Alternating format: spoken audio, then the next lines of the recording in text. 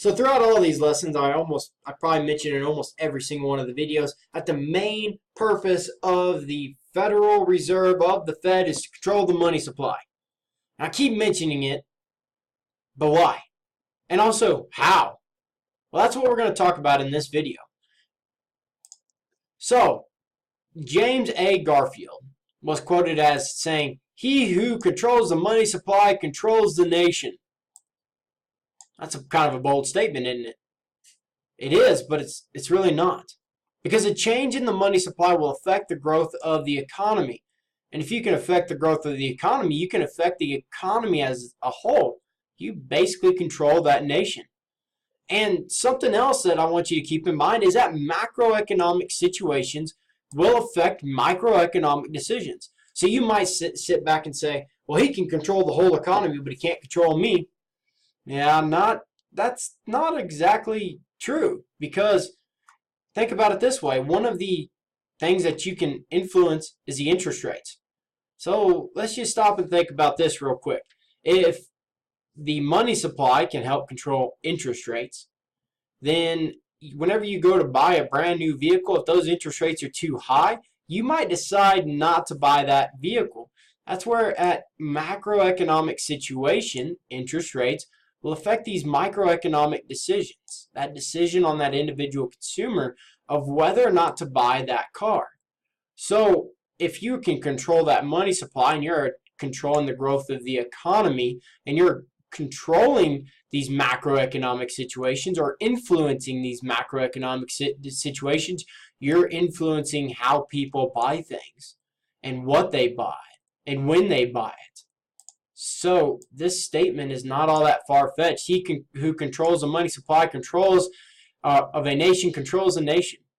So how does the money supply really control some of these things? So let's talk about the growth of the money supply. Let's imagine you have too much money supply coming in. You have a lot of money coming in. You've got really low interest rates. You're overall encouraging economic growth almost to a massive amount. So let's say that people have a lot of money and now they're spending more money. So guess what? They're buying more things. As they buy more things, more production is going on. As more production is going on, unemployment falls. Everything is sounding great right until this next part.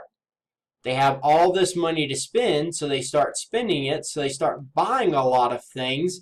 And because they have a lot of surplus money, they are willing to pay more for things than what they normally would have. So they spend as they have more money. The demand for goods overall increases. So as you want more things, as you have more money, you're willing to pay more money for those things that you want. Make sense? Prices go up. Now, prices going up, that's not that bad, right? It's just causing a little bit of inflation. Right until the aspect of inflation is now is growing at a very rapid pace. That rapid pace will eventually turn into hyperinflation. And I want you to take a little bit of time and just Google hyperinflation during Germany after World War II. And you'll see images of people walking around with wheelbarrows full of cash. Not because they were rich. You look at the clothes they're wearing, they're not rich. It's because there was so much money being printed that virtually that money became worthless. That the price of goods cost so stinking much that each dollar was more or less worth a penny now. Imagine if that were to happen in the United States. You can go buy a loaf of bread right now for for $1. Let's say you can buy a loaf of bread, a cheap loaf of bread for $1 at Walmart. And hyperinflation hits. And everybody's got money to spend, so they're spending money hand over fist, and inflation keeps happening, and we hit a hyperinflation, and all of a sudden that loaf of bread costs $100. That's where it can get very dangerous. That's where hyperinflation occurs, and almost every single time the hyperinflation occurs, we see a collapse of the economy and a collapse of a nation. So what we're trying to do whenever we control that money supply is to keep too much money from coming in. And while it may sound good at the beginning, yeah, everybody's working, everybody's making money, but we got to be careful that we don't advance into inflation or have too much inflation where that loaf of bread may cost $1 today, $1.10 tomorrow, $1.50 the next day, and then the very next day it costs $2.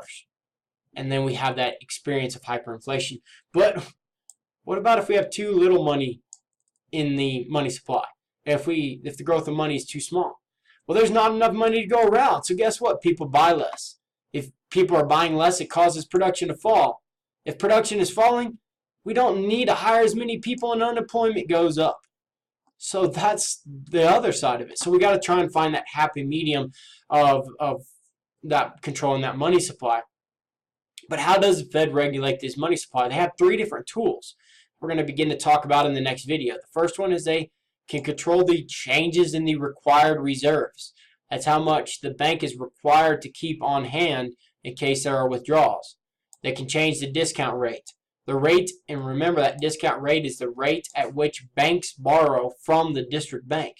So if the bank needs to borrow money, they can borrow it from the district bank, that federal district bank, at the discount rate, and we can change that discount rate to encourage or discourage the borrowing of that money. They can also change the direction in the open market operations. And that open market operations is basically the buying and selling of government securities. And we're going to talk about all of these things in the next couple videos.